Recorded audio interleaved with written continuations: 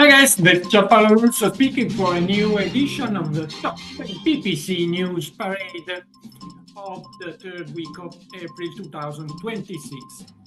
Today we are talking about Google Ads, and in particular Meta and Google go head-to-head in ads revenue. Goodbye to dynamic search ads in September, understanding smart bidding, Reddit end-of-life conversion data, incrementality and brand split in Performance Max, and Google simplifies signals, focus on automated assets in Performance Max, new fields in product feed, Meta ads, big news on Pixel and conversion API, earning instant fonts, custom audiences, dataset attributes, and why the conversion lift test is so useful. Microsoft ads, some April news, TikTok ads benchmark for 2026, and some new data on ChatGPT ads. But let's start with some extra content first. The first one is by Google itself. Has been opened the registration for Google Marketing Live on May the 21st at 11 a.m. British Standard Time. So now you can register to have the latest announcements on the Google in the Google ad platform. Microsoft on Microsoft.com has published its usual recap of updates for the last month. The most important update is in Performance Max campaigns, which now can import from Google new customer acquisition goals. Has been released the fifth episode of Ads Decoded, the podcast by Jenny Marvin. Here, focusing on this edition, focusing on retail best practices with Firas Yagi and Nadia Bissinger. Very nice post by Lisa Resler on newsletter, which is substantially a reminder of the latest updates come in remarketing in Google Ads. So the lowering of the threshold, user threshold, and other important updates. Warstream.com, Rob Glover here is updating the TikTok benchmark for 2026. So some aggregated data, of course, on how campaigns in TikTok, or what you can expect under an economic point of view, of course, in your TikTok ads campaigns. But let's start with the news number 10 of our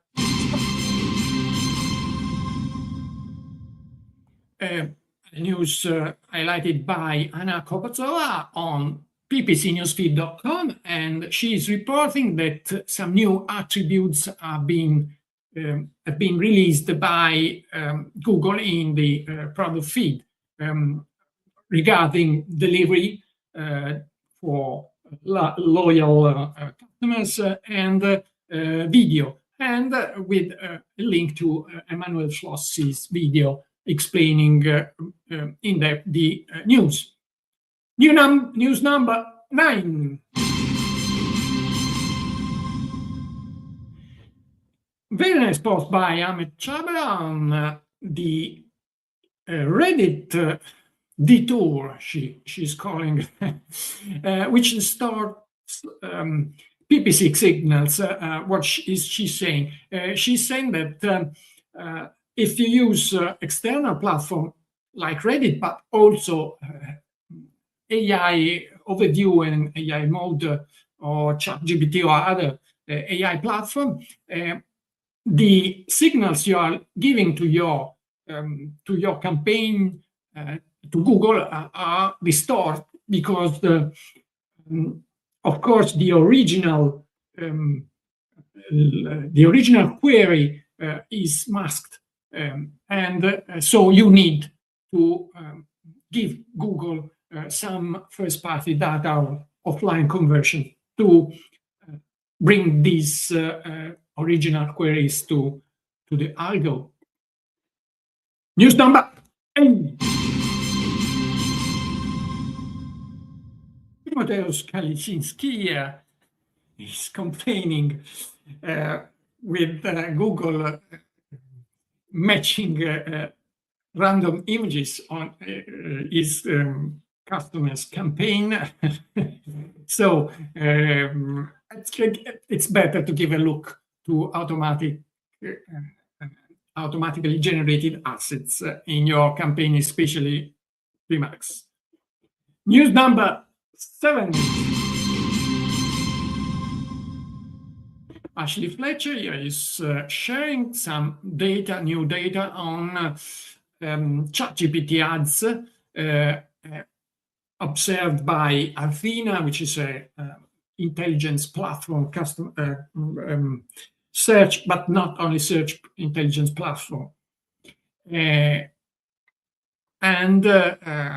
here you have some new data on how the ads in ChatGPT are flowing. News number 5. Mr. Seiden, ex-Googler, is reporting the fact that Google decided to simplify signals in a way that now, even if you have it enabled, if you don't want to risk any privacy violation, the data about sessions and users will be anyway passed to Google Ads. So it's a nice idea of simplifying. So be careful if you have, especially if you are in a privacy sensible landscape or industry. News number 6. Nice post by Andrew Locke, SavvyRevenue.com, who is explaining why and how you should separate PMax queries from branded to non-branded to evidentiate the to push for the incremental value of performance max. And on the same red line, here is the post by Bianca Bergev on LinkedIn.com regarding Meta. She said that you should. She's highlighting that you should use the conversion uplift test by Meta at least every quarter to have an idea of how many conversions are coming for your campaigns and how many of them are reasonably coming anyway. The same line, the same concept under the Andrew's post before. News number 4. Again, Andrew Locke, busy week, on SavvyRevenue.com, and here is recalling something he has shared before. It's the ability, the capital ability of a PPC professional here, in Andrew's opinion and also in mine, is the fact that you can understand deeply how smart bidding work, and you can foresee what is going to do and how to correct it. News number 3. So actually, I had 3 posts. The first one by John Loomer on johnloomer.com, and he's is weekly recap of news about Meta ads. The first one is the announcement. We are going back on it about the conversion API and Meta Pixel upgrade.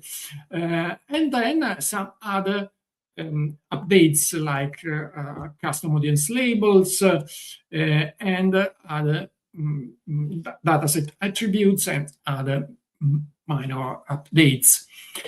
Here, another post highlighting a new thing in Meta by Bram van der Allen on LinkedIn, and is highlighting the fact that now it's possible to edit instant forms, and more in-depth explanation of the Meta Pixel and conversion API announcements by Meta themselves, by, of course, Bram van der Allen, again on LinkedIn.com.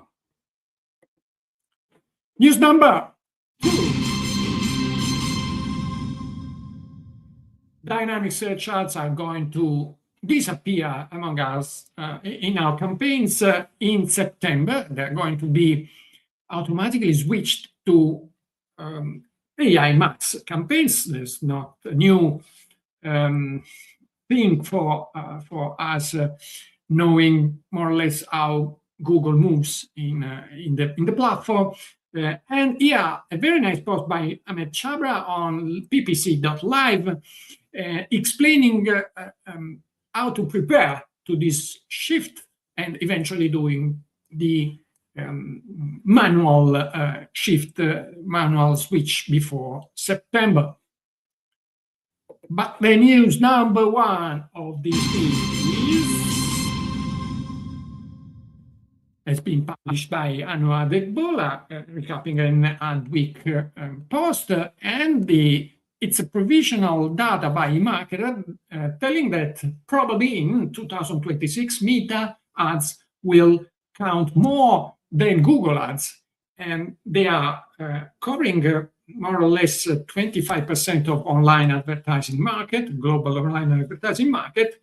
So together they are on more than half of the market. And not that Google is been decreasing, it's Meta which has been increasing. So rebalancing the growth of both the giants of our platforms. And then we will close with a piece of news. The winner of this week competition, this week draw of our t-shirts, who is Tamara Stolic from Serbia. Compliments to Tamara for taking our survey and winning the t-shirts this week. That's all for this edition. If you liked it, please share, comment, or like it, and may the error be with you. Ciao.